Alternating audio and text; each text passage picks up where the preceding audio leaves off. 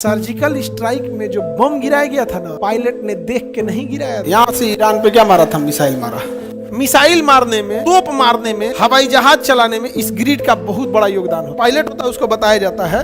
Pilot गरियाएगा, पहले कहेगा रे चोट्टा ई अक्षांशवा पे कहवा निशाना लगाएंगे कि जो का क्षमता 500 किलोमीटर मारक क्षमता। तो पायलट को, पानी वाली जहाज वाले को, मिसाइल को, तोप को, जितना भी प्रोजेक्टाइल है हवा में जा रहा है,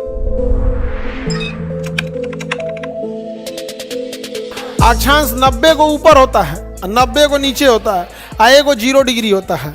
तो 90 90 180 आए को 181। ये बताओ तो बबुआ ये क्या है? देशांतर। ये सब क्या है? सब देशांतर है। सब क्या है? देशांतर है। अब देशांतर में देखिए क्या है, 180 इधर है, 180 इधर है, 0 डिग्री बीच में।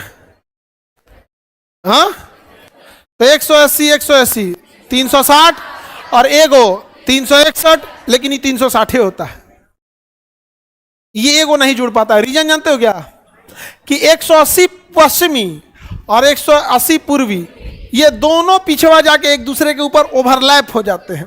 पीछे जाके एक दूसरे के ऊपर क्या हो जाते हैं? ओवरलैप।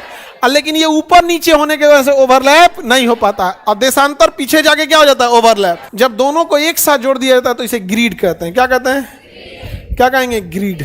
क्या कहेंगे? ग्रिड। क्या कहेंगे? ग्रिड। अरे क्या कहेंगे? ग्रिड। क्या कहेंगे? ग्रिड। और ये ग्रिड एक प्रकार का जाल बना देगा। क्या बना देगा? जाल बना देगा कि नहीं? ये एक प्रकार का क्या करेगा? नेट बना देगा। क्या बना दिया? नेट।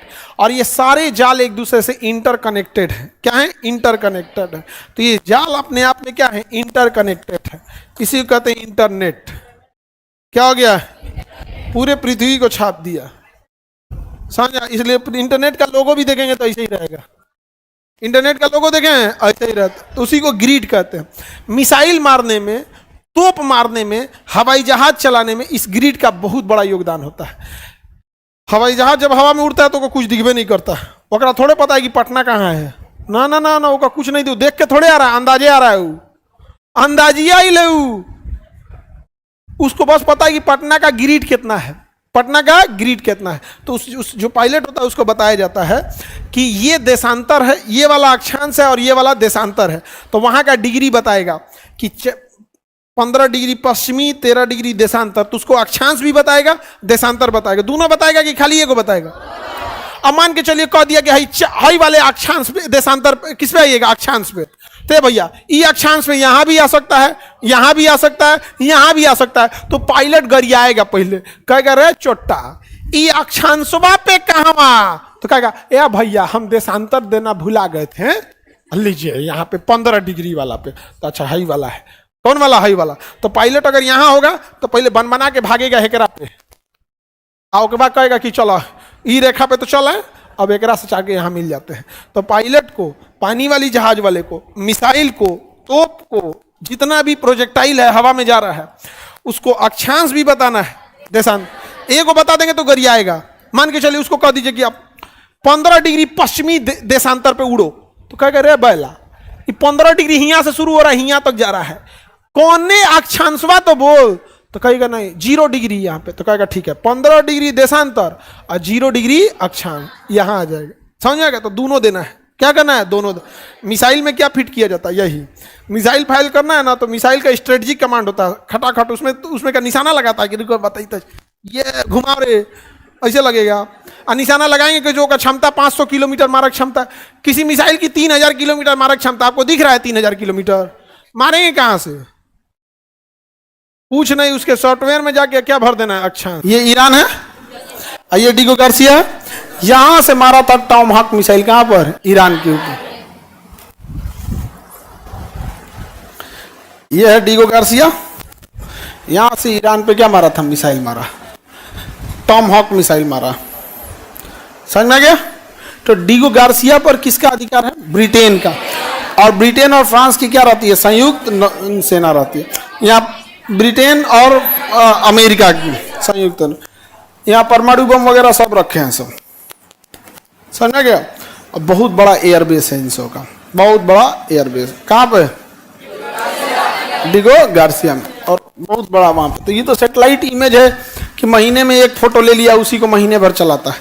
हम लोग को सेटेलाइट का लाइव फोटो नहीं मिलता है। तो सेटेलाइट का लाइव फोटो अगर हम लोग को मिल जाए ना, आप सड़क पे चल रहे हैं ना, सेटेलाइट इमेज, आप किताब खोलिएगा तो पढ़ लेगा आदमी उस पे से क्या लिखा हुआ है। यहाँ ब्रिटिश इंडियन ओशियन टेरिटरी लिखा होगा, डिगो गार्सिया मिल गया। वहां वो द्वीप ब्रिटेन ने कब्जा करके रखा है। डिगो गार्सिया द्वीप किसने कब्जा किया? ब्रिटेन ने। और वहां ब्रिटेन अमेरिका दोनों मिलके अपनी एयरफोर्स और नेवी रखे रहते हैं सर। कहां पर? डिगो गार्सिया में। कहां रखे हैं? डिगो गार्सिया में। अभी हम लोग कहां है भैया? इंडिया में है। देखिए ये इस नक्शा में हम लोग देखते हैं डिगो गार्सिया को, ये मालदीव है, यहां है डिगो गार्सिया। देखिए इंडिया के नीचे मालदीव के नीचे चागोस, और चागोस में ही क्या चीज है? डिगो गार्सिया। ये द्वीप किसका है? ब्रिटेन का। चागोस आर्किपियागो लिखा है, चागोस आर्किपियागो। वो द्वीप जो होते हैं सर उनको आर्किपियागो कहते हैं, छोटे छोटे द्वीप होते हैं सर चागोस में।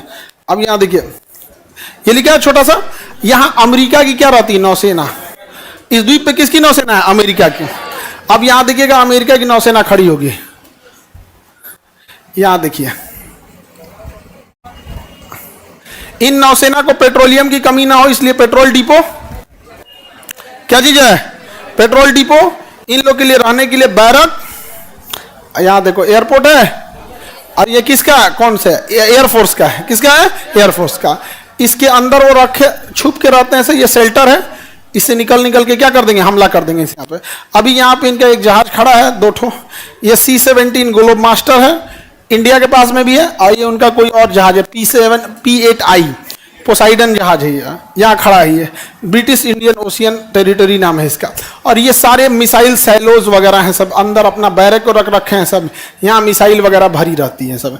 ये पेट्रोलियम के लिए है इसका, ब्रिटिश इंडियन ओशियन टेरिटरी। किसी को दिक्कत? छोटा सा द्वीप है और इस पे केवल और केवल क्या रहते हैं सर? नौसेना।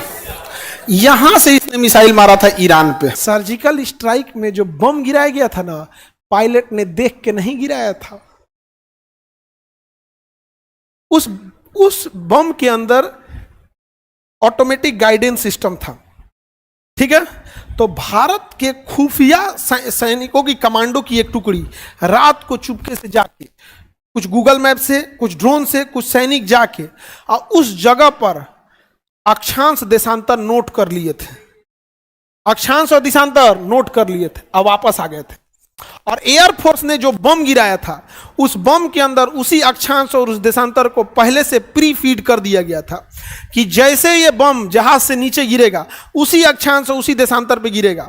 और एयरफोर्स वालों ने जहाज में बम भरा, अब जहाज में भरे और उनको अब निशाना लगाना था, बस उस एरिया में पहुंचना था, एरिया में पहुंच के ड्रॉप करना था। निशाना कौन लगाता? बम ऑटोमेटिक, बम ऑटोमेटिक। उड़े सब एयरफोर्स वाले, धड़ाम से गए सब यहां से, अब बस उस एरिया को क्रॉस करके चले आए, सब एरिया को क्रॉस करके चले आए। और उस बम में पहले से क्या फीड था? ऐसा वहां का एक रनवे था, जहाज था, एयरपोर्ट यहां पर नूर खान करके ऐसा था। जो बम गिराया है एयरफोर्स ने नहीं, यहां गिराया है, दोनों रनवे चौपट हो गया है। तो पायलट को इतना टाइम तो मिला नहीं होगा। अब पाकिस्तान भी तो बकलोल तो होगा नहीं कि आप उसके एयरपोर्ट पे खड़ा होके और टिप के बम गिराएंगे। ना ना, तन दहीने नहीं, तन बाएं, तन चलो हो, ए सुरेंद्र चाह तनी होने चलिए, गिराओ गिराओ तो गिराओ, धान दे, हाँ गिरल गिना, ऐसे होगा। अरे वो एयरफोर्स वाला आया होगा, धड़ाम से यहां से जहाज लेके निकला होगा, बस ड्रॉप कर दिया। जैसे ड्रॉप किया उसका सॉफ्टवेयर क्या आएगा? अच्छा हम ड्रॉप हो जाएंगे, देशांतर अक्षांश वहां आके पाकिस्तान धाए, समझ में आ गया कि नहीं? गिरेगा उस पर, धाम, खुदा हाफिज। कोई जाता है तो उसे क्या बोल रहे? खुदा हाफिज, अलविदा। समझ में आ गया? बम गिरा दिया जाएगा, ऊपर वाला जहन्नुम में अच्छा से अच्छा कुर्सी दे उन लोग को। नहीं समझ आ गया?